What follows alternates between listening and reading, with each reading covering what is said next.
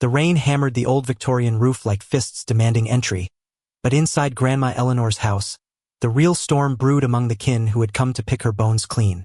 Jackson stood frozen in the doorway of her study, watching his Uncle Harlan Yank open the antique oak dresser, drawers spilling silk scarves and faded letters like entrails from a gutted fish. "This place is ours now," Harlan growled, his voice thick with the entitlement of a man who had never once visited without expectation. "And everything in it." Jackson's fingers tightened around the brass key in his pocket, the one she had slipped him weeks before her last breath, whispering through cracked lips that it unlocked more than wood and iron. The family had descended like locusts after the funeral in Willow Creek, Oregon. That gray October morning, the casket lowered into the mud under skies that wept without apology. They carted off the mahogany dining table where Sunday suppers had stitched generations together, the velvet chaise from the parlor that cradled confessions in the dead of night, even the porcelain teapot collection she dusted religiously every spring. Jackson's mother, Evelyn, with her pearl-clutching smile and Bible verse barbs, had nodded approval as cousins hauled away armloads, their laughter echoing hollow in the emptying rooms. "It's practical, Jack," she had said earlier, patting his arm as if he were still the boy who skinned his knee on the gravel drive. She wouldn't want it gathering dust with you in that godforsaken city. But Seattle was not godforsaken to Jackson. It was the first place he had breathed without the weight of sideways glances. The city where he had come out at 22 in a cramped coffee shop on Capitol Hill, voice trembling over a latte gone cold.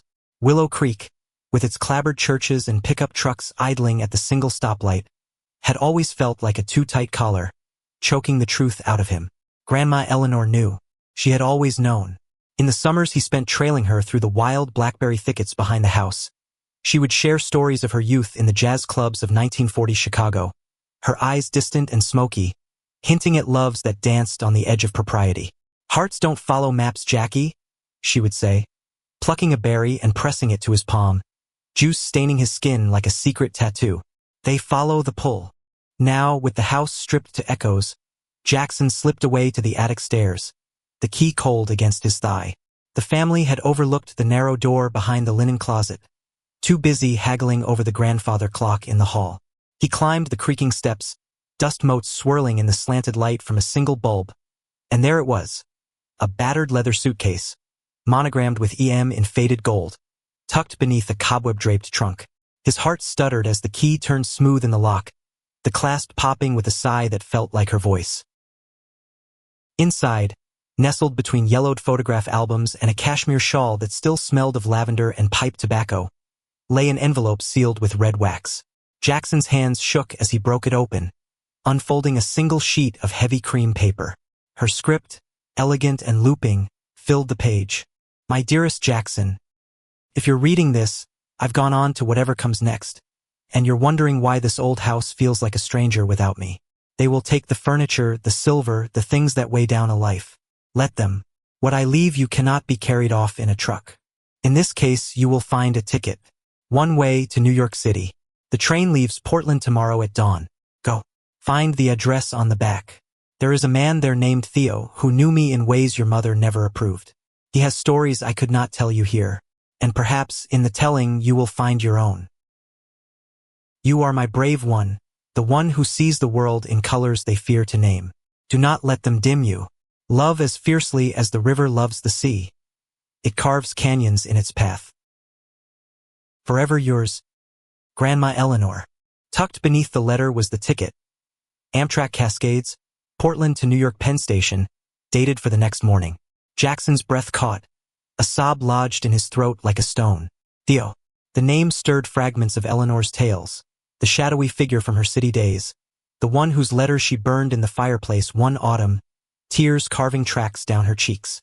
Was he a lover? A friend? A ghost she had never quite buried? Downstairs, voices rose in argument over a crystal decanter, Harlan's bellow cutting through the walls. Jackson snapped the case shut, slinging it over his shoulder. He moved like a shadow through the back door, the rain soaking his coat in seconds, blurring the porch light into halos. The truck keys jangled in his pocket as he fired up the old Ford, tires spinning mud as he peeled down the gravel road toward the highway. Portland was 2 hours west, the train at dawn. He would not say goodbye. Not to Evelyn's pursed lips or his father's averted eyes. not to the aunts who whispered about his lifestyle over funeral casseroles. Eleanor had given him an out, a thread to pull that might unravel the knots in his chest. The drive blurred into hypnosis, wipers slapping rhythm like a metronome to his racing thoughts.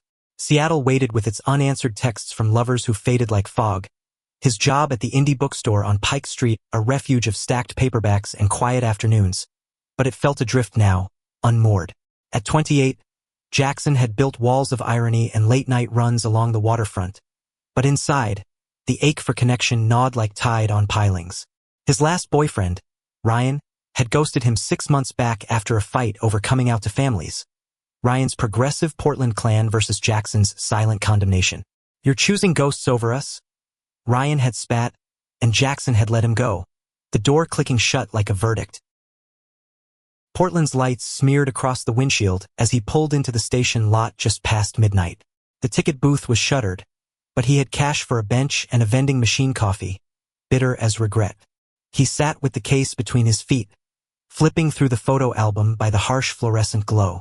Black and white shots of Eleanor young and radiant, arm in arm with a broad-shouldered man in a fedora, their smiles defiant against the camera's flash. On the back of one, scrawled in pencil, "Theo and me, 47. Don't tell Mama." Jackson traced the words, a warmth blooming in his chest amid the chill. She had lived it, this hidden fire, and now passed the torch. Dawn crept in salmon-streaked, the train's horn a low moan that vibrated through his bones. He boarded with a nod to the conductor, claiming a window seat in the observation car, the suitcase stowed overhead like contraband. As the rails clicked beneath, Oregon's evergreens gave way to the Columbia Gorge's mist-shrouded cliffs, the world stretching eastward in promise and peril. New York, the city of Eleanor's myths, where subways thrummed with secrets and rooftops held the stars close. Theo waited there, or so she believed. Jackson leaned his forehead against the cool glass, hazel eyes reflecting the passing landscape, and for the first time in days, he allowed himself to wonder. What if this was not escape, but arrival? The journey unfolded in fragments of sleep and stolen glances at fellow passengers. A young mother with twins tangled in her lap, an elderly couple sharing a thermos of tea, their hands intertwined like roots. Jackson sketched idly in a notebook, lines forming the curve of a jaw, the slope of a shoulder, faces he imagined in crowded bars or rainy alleys. By Chicago, the flatlands had flattened his resolve into something taut. The ticket stub crumpled in his fist, a talisman.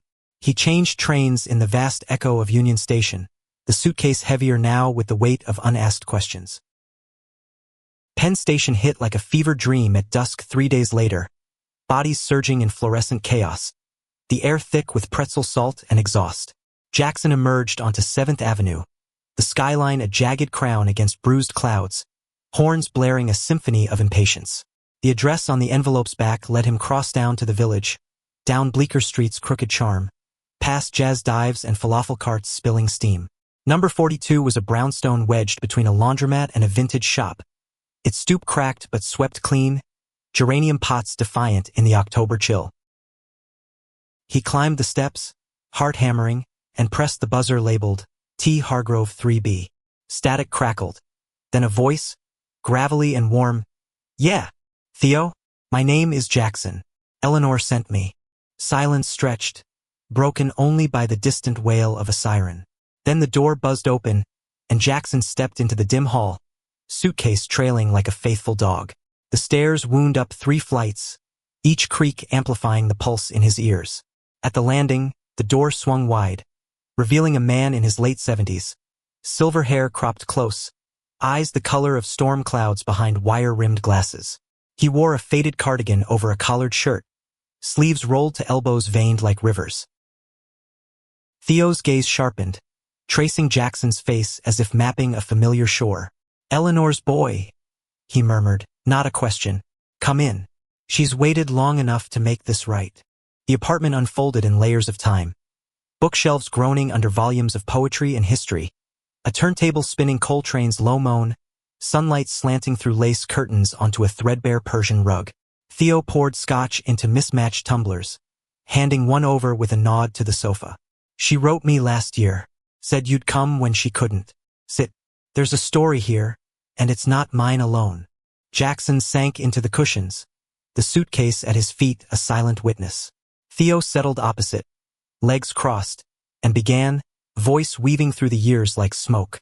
Eleanor in 46, fresh from Willow Creek's suffocating piety, arriving in New York with a borrowed dress and a heart full of jazz. Theo, a photographer scraping by in lofts, capturing her laugh in grainy prints, their nights tangled in sheets and secrets. We were young, Theo said, eyes distant. The war had ended, but the world hadn't softened. Men like me, women like her. They loved across lines drawn in blood. Jackson leaned forward, scotch burning his throat. She never said. Back home, it was all church picnics and apple pie. Theo chuckled, dry as leaves. That's the mask she wore for them. For you, she saved the truth. He rose, crossing to a sideboard, returning with a slim volume bound in leather. Her journal. From those days. Read it when you're ready, but first eat. You look like you've been running from more than trains. Dinner was takeout from the Italian place downstairs. Pasta slick with marinara, garlic bread steaming. Eaten at a scarred oak table littered with Theo's prints. Abstract nudes, cityscapes at twilight.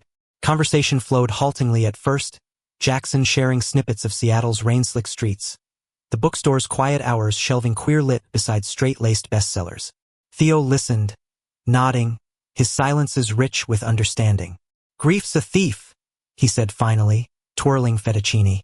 Steals the breath, leaves echoes. But Eleanor, she built bridges from it. Night deepened, the city humming beyond the windows. Theo walked Jackson to a spare room down the hall, a narrow space with a futon and Eleanor's shawl draped over a chair like a benediction. Sleep, Theo urged. Tomorrow we walk her old haunts. She left you the ticket, but the path, that's yours. Alone, Jackson unzipped the suitcase again, pulling out the journal. Pages crackled under his fingers. Ink faded but fierce. October 12, 1947. Theo's hands on my skin like the first rain after drought. What is sin if it feels like salvation? His chest tightened, tears pricking as he traced her words. She had been him, adrift in a world that named love a crime. Closing the book, he lay back, the futon's springs sighing under him. New York pulsed outside, a heartbeat syncing with his own. For the first time since the funeral, sleep came not as escape, but invitation. Morning broke crisp, the village stirring with joggers and dog walkers, coffee scents wafting from corner delis. Theo met him in the kitchen, 2 mugs steaming on the counter. Black for Jackson, cream for himself. Washington Square, Theo announced, grabbing coats. She loved the arch at dawn, said it framed the possible. They wandered the paths, leaves crunching underfoot, the park a mosaic of buskers and students hunched over laptops. Theo pointed out benches where Eleanor sketched, a fountain where they shared stolen kisses under magnolia blooms. Jackson absorbed it, the city layering over his grief like patina on bronze. Why now? He asked, pausing by the arch, stone cool under his palm. Why leave me this, after all those years silent? Theo's eyes crinkled. She watched you grow, Jackie. Saw the way you carried it, the hiding, the hunger. After your folks turned cold when you told them, she said enough. He's got my fire, she wrote. Time he learned to wield it. The words landed like embers, warming fractures Jackson had iced over. They lunched at a cafe on McDougal, falafel wraps and mint tea, Theo spinning yarns of McCarthy hunts and underground balls. Eleanor's laughter cutting through the fear. By afternoon, Jackson's steps lightened, the suitcase left behind like shed skin. Theo introduced him to neighbors. A painter named Lena with tattoos snaking her arms. A barista called Miles who slipped him a free espresso with a wink that lingered. That evening, over bourbon on Theo's fire escape, the older man grew quiet, staring at the skyline's glow. She left because she had to, he confessed, voice rough. Family back home, your great-uncle mostly found letters. Threats of the asylum, the cure. I begged her to stay, but Willow Creek pulled like gravity. We wrote for years, then less. Life carves its detours. Jackson reached across the metal slats, hand on Theo's knee. A gesture small but seismic. You loved her still. Every damn day. Theo covered his hand, grip steady. And she you in ways that echo. The week blurred into a rhythm. Mornings with Theo poring over prints, afternoons exploring. High lines, elevated whispers. MoMA's vast silences where Jackson lingered before Hopper's lonely figures. One night, at a speakeasy off Christopher Street, Theo raised a glass. To Eleanor, and to the boys who follow her lead. The bar thrummed with laughter, bodies close in the dim. A drag queen's heels clicking past like punctuation.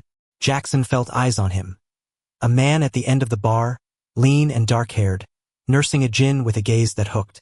Ethan, he learned later, a graphic designer from Brooklyn, voice low and teasing over shared olives. "You look like you're chasing ghosts," Ethan said, brushing Jackson's wrist as he passed the bowl. "Maybe I am." Jackson's pulse quickened. The air charged. They talked until last call, art scenes, bad breakups, the city's relentless churn. Ethan's laugh peeled back Jackson's guards, layer by layer. When Theo signaled time, Ethan slipped him a card. "Find me when the ghost's quiet." Back home, Jackson lay awake, Ethan's number burning in his pocket. The journal called from the nightstand, Eleanor's words a compass. Love is not a keeping, it's a becoming. Dawn found him texting, "Coffee? No ghosts, promise."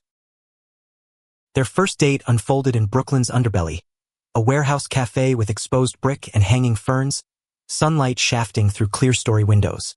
Ethan arrived in paint-splattered jeans and a Henley that hugged his frame, dark curls tousled, brown eyes sparking with mischief. "So, Oregon boy," he grinned, sliding into the booth. "What's the real story?" "Theo's tales make you sound like Indiana Jones with a suitcase." Jackson laughed, the sound surprising him. "More like Dorothy. Tornado dropped me here." He shared fragments, the funeral's vultures, the train's hypnosis, Eleanor's hidden heart. Ethan listened, chin propped on hand, no judgment, only nods that invited more. They walked the promenade after, East River glittering under gulls, Manhattan's spires a distant promise. Ethan's hand brushed his, tentative, then sure, fingers lacing as if always meant. "I've got a spot in Red Hook," Ethan murmured, thumb stroking Jackson's knuckle. "Nothing fancy, but the view, skyline at dusk. Come see." The studio was chaos ordered. Canvases leaning like dominoes, a kitchenette piled with takeout ghosts, bed unmade in the corner. They tumbled into it laughing, clothes shedding like autumn leaves, Ethan's mouth hot and sure on Jackson's skin. It was not frantic desperation, but slow unraveling. Kisses that mapped collarbones, hands that learned the dip of hips. Afterward, tangled in sheets, Ethan's head on his chest, Jackson whispered Eleanor's line. "Hearts don't follow maps." Ethan lifted, eyes soft. "Good. Mine's always been a wanderer." Days bled into weeks, New York wrapping Jackson in its indifferent embrace. Mornings with Theo, brewing coffee and trading barbs over the Times crossword. Afternoons sketching with Ethan in Prospect Park, charcoal smudging their jeans as leaves turned fire orange. The suitcase stayed zipped, journal half-read, but its weight lightened, transmuted into fuel. Calls home grew sparse. Evelyn's voicemails clipped with pleas to come back sensible. Harlan's gruff check-ins masking guilt over the plundered house. Jackson let them fade, focusing on the now. Theo's cough deepening with November's bite. Ethan's deadlines pulling late nights, their own rhythms sinking in stolen hours. Thanksgiving loomed, Theo insisting on a spread. Eleanor's stuffing recipe, or bust. Jackson shopped the markets, cranberries tart in his basket, while Ethan tagged along, debating yams versus sweet potatoes with theatrical flair. The brownstone filled with scents of sage and butter, neighbors drifting in. Lena with pie, Miles with wine. Theo carved the bird, knife steady, eyes misting as he toasted. "To family, the ones we choose." Laughter flowed, plates clinking, but Jackson caught Theo's pallor, the way he leaned on the table's edge. Later, washing dishes side by side, Ethan murmured, "He's fading, isn't he?" Jackson nodded, suds foaming over his knuckles. "Lung cancer," he says casual as weather. "Won't fight it. Lived enough for 2 lifetimes." Ethan dried a glass, hand lingering on Jackson's. "Then we make the time count." Winter crept in, snow dusting the stoops like powdered sugar. Jackson's visa on the work trip stretched thin. He had quit the bookstore job impulsively, citing family emergency. But New York whispered stay. Freelance editing gigs trickled in via Ethan's network, enough for subway fares and falafel runs. Theo's stories deepened, evenings by the radiator with scotch and snapshots. Eleanor in a fur-collared coat, Theo's arm around her waist, both grinning against a blizzard backdrop. We dreamed of Paris, Theo confessed one night, voice whiskey rough. But this city, it held us captive. Jackson squeezed his shoulder. She never stopped loving you. Theo's eyes, sharp despite the lines, met his. Nor I her. And you're the bridge, boy. Don't burn it. Ethan became the anchor, their love a quiet blaze. Weekends in bed till noon, reading aloud from Auden. Midnight walks to the pier, hands warm in gloves, sharing breaths fogged with secrets. Move in, Ethan said one February dawn, snow tapping the window like Morse. My chaos needs your order. Jackson hesitated, the suitcase's shadow looming. And when I go back, Willow Creek's waiting or Seattle. Ethan propped on elbow, curls sleep-tousled. Then we visit. Or I come. Love's not stationary, Jackson. It's the pull. He said yes, boxes packed in a frenzy of optimism. Theo watched from his armchair, a faint smile. Eleanor's proud. Feel it. Spring unfurled tentative, cherry blossoms hesitant along the avenues. But cracks spidered. Theo's cough turned wet, hospital visits stacking like unpaid bills. Jackson balanced it all. Infusions at Sloan Kettering, Ethan's exhibitions where he networked with quiet pride, calls home turning barbed. Evelyn's latest. Harlan sold the house. Your shares in the mail. Come claim it proper. The check arrived crisp, 5 figures that could buy freedom or chains. Jackson stared at it over coffee, Ethan sketching nearby. What now? Ethan asked, pencil pausing. Go back. Face them. Eleanor's gift wasn't just escape. It was reckoning. Ethan set down the pad, crossing to pull him close. We'll go together. Your ghosts, my backup. The flight west was turbulence incarnate, Jackson's stomach nodding as Oregon's greens rose below. Willow Creek unchanged. The diner with its neon flicker, the church steeple piercing low clouds. Harlan met them at the airport, truck rumbling, face etched deeper. Didn't expect company, he grunted, eyeing Ethan. Family, Jackson said simple, hand finding Ethan's. The old house, no lot now, gaped empty, for sale sign staking claim. Inside, echoes mocked. Scuff marks from dragged furniture, dust filming sills. Harlan shifted, boots scuffing linoleum. We needed the cash. Time's hard. Jackson nodded, throat tight. Grandma left me something better. Evelyn waited at her clabbered colonial, pot roast simmering, Bible open on the sideboard. Her hug was stiff, eyes flicking to Ethan. The friend, she said, setting plates. Partner, Jackson corrected, voice even. Dinner stretch taut. Small talk on weather, Harlan's mill woes, Ethan's polite deflections. Then Evelyn, that check. It's for starting over. Proper. A wife, kids, the life God intends. Ethan's fork paused. Jackson met her gaze. God made me this, Mom. And Grandma knew. Loved me anyway. Her face crumpled, fork clattering. She was lost, Jackie. Those city sins. Love, he cut in, pulling the journal from his bag, sliding it across. Read it. Her words, not mine. Harlan cleared throat. Eleanor was complicated. Night fell heavy. Ethan in the guest room, Jackson on the porch swing creaking memories. Stars pricked the ink sky, crickets chorusing. Footsteps. Evelyn, shawl wrapped, journal clutched. She wrote of him, Theo, like you and him. Jackson nodded, breath visible. It hurt her, hiding. Don't make me. Tears tracked her cheeks. I thought prayer fixed it. It doesn't. Acceptance does. Dawn brought Harlan with coffee, gruff apology. Should have left her things be. The check torn, shared among them, Eleanor's legacy, not plunder. Evelyn hugged Ethan awkward, whispering, Take care of my boy. Back in New York, summer hummed electric. Theo rallied brief walks to the park, ice cream cones dripping. You did it, he rasped one August eve, bench warm under sunset. Bridged the gap. Jackson gripped his hand. Your stories helped. Theo's eyes, fading but fierce, held his. Now write yours. Ethan's show opening night. Gallery buzzing, canvases alive with urban pulse, figures intertwined against graffiti walls. Jackson stood proud, arm around Ethan's waist, toasts ringing. Later, rooftop party, city sprawling below, Ethan pulled him close. It's the becoming. Fall circled back, leaves gold again. Theo slipped quiet in October, bed surrounded by Prince and Eleanor's shawl. Jackson read from the journal, voice steady.